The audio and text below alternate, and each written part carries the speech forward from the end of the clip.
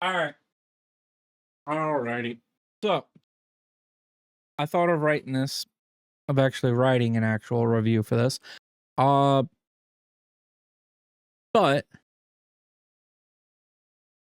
I couldn't. I mean, I could have, but I chose not to. I'm just gonna have this go off the cuff. Yes, I know. This was supposed to be done last week. Life got in the way. Been super busy, and I also kind of forgot that I was doing a video on the Neo because I ended up just using it for everything. The MacBook Neo. Oh yeah. Hello everyone. Welcome back. Hi, I'm Captain Radar. Whatever. All right. So the MacBook Neo. Let's start off with what it can't do first. Music production. Actually, no, that's a lie. Big projects with music production. And it can't do like Sunday keys or main stage. Reasoning why I'm saying that is because there's a lot of latency. Me and a buddy found that out because we decided to try it out. Whatever. To be honest, though, besides that, it's a great machine. I actually pulled out of my bag my 15-inch MacBook Pro, which is something that I would always carry with me, obviously. And I left it out of my bag for that whole week. Same thing with my iPad. So normally what I keep in my bag is my iPad Pro, the M4, and my M4 MacBook Air 15-inch. I decided after recording the video of me unboxing it and editing the video, I pulled it out. I pulled those two things out of my bag and I put this guy in there, the MacBook Neo. And it was actually pretty confident. Like I was very surprised on what it could do. If I have a clip, I'm not gonna. I'll just have it play in the corner or something of, like over here maybe, of a little bit of like the export times and everything. I was surprised with the export time with DaVinci. So that's what I used to video edit. I edit off my NAS. All I needed to do was plug in a USB-C. I can pick it up. A USB-C dongle with a network. With network, did everything. The 4K files that I was using, handled it like a champ. I forget the time, but I think it was about 5 minutes is what it rendered and exported my video to. Mind you, that's rendering it from my storage server back onto my storage server, because I don't store anything really locally on my machines, especially when it comes to my video projects. I do everything on my NAS. So there's that. There was like a little bit of a bug the first time I opened up ProPresenter, which is a presentation software pretty common in churches and a lot of businesses and schools, and yeah. Come to find out that was a error on their end because they don't like when you have your ProPresenter library in iCloud Drive, because it'll have you just essentially what's it called? It wants different profiles. So if you're the type of person that wants to use one profile for, let's say, your desktop at home, your laptop, your whatever else you're signed into. ProPresenter doesn't like that. So I had to find a workaround with the same library and everything. The only app that I couldn't get to open on this was actually my recording software of choice, which was Studio One.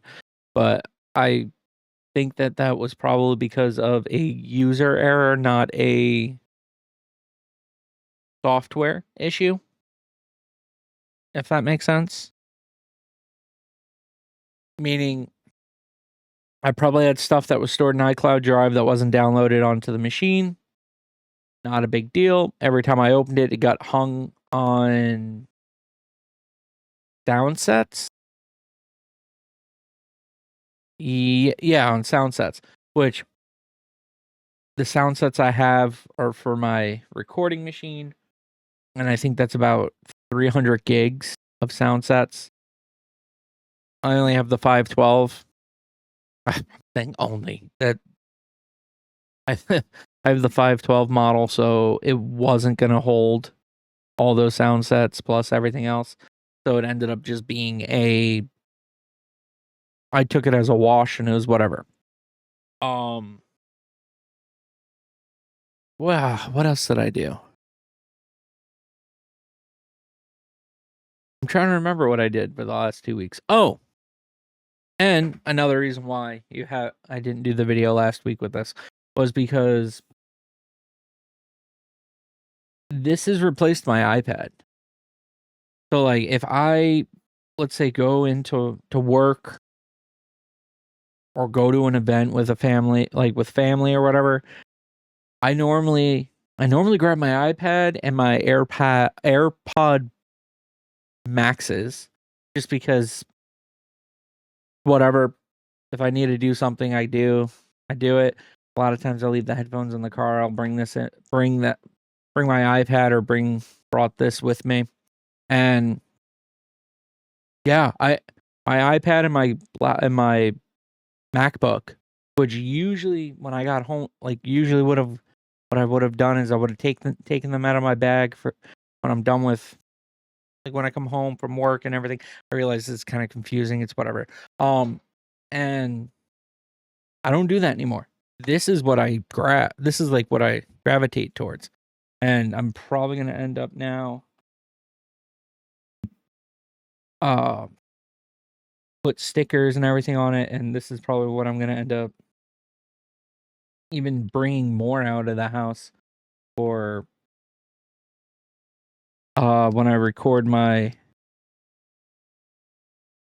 of the podcast. Yes, the podcast is coming back. There's some changes coming with that. You'll see it in the future. And yeah. Actually, do I have any other notes with it? I think I just put a long story. I think the only thing I don't really like about this is that the second USB-C port on it is USB 2. Because there were times that I had a dongle plugged into the USB 3 port and I needed one extra USB-C, but it needed to be USB 3. And I couldn't charge it. And I was using the USB-C that was on my dongle for power. Do I have? I don't. Yeah. And I've gotten to the point where all my external drives, which granted this is one of them, are all USB-C, and I don't really carry USB-C to USB-A's anymore. Because between work, personal, stop that. And like everyone that I interact with, nobody uses USB-A because of the iPhones, mostly. So, yeah, I think that's really about it. All right. My actual recommendations for this. If you're wanting to get into macOS, I no longer will tell you to get a Mac Mini. I'll, like, when I mean getting into Mac OS, like, you want to learn it, you want to actually see if it's a right fit for you, spend the money on the Neo. Let's see, if you're a grandma that wants to go on Facebook, yeah, they still do that. Yeah, grab it. If you're a grandparent, actually that falls under grandma, but whatever. If you're a grandparent, you're parent, student, teacher, anyone, gravitate towards this. The only thing I'm not a fan of, though, is when I stream, and that was actually what you were seeing, is I was hitting go live and all that through this.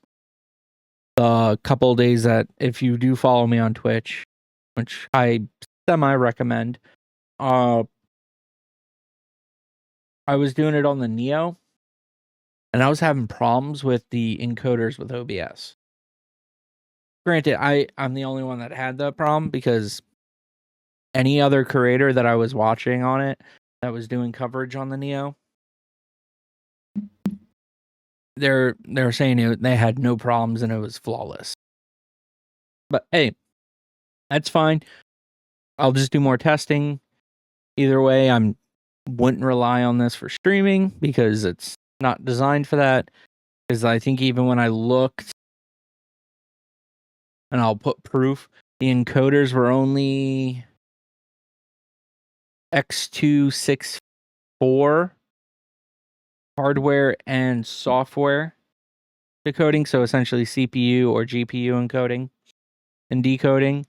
So it still has somewhat of a limitation. It's not like the M4 chips or the any of the Apple M series chips, where they have AV1, NVENC, well, not NVENC, but essentially X64, X65, and I think VP9, which I know nothing about that codec, and I really want to learn what it is. But again, I'm rambling at this point. You didn't come here for that. Well, you may have, whatever. But besides that, yeah, that's really it. I recommend the Neo. That was a weird video, huh? If you want to see more, remember to like, comment, subscribe, and hit that bell, because supposedly that bell does something. I don't know. Only you know. YouTube algorithm nonsense, whatever. I don't know. So, like I said before, remember to like, comment, subscribe. If you want to see more, click on one of these videos.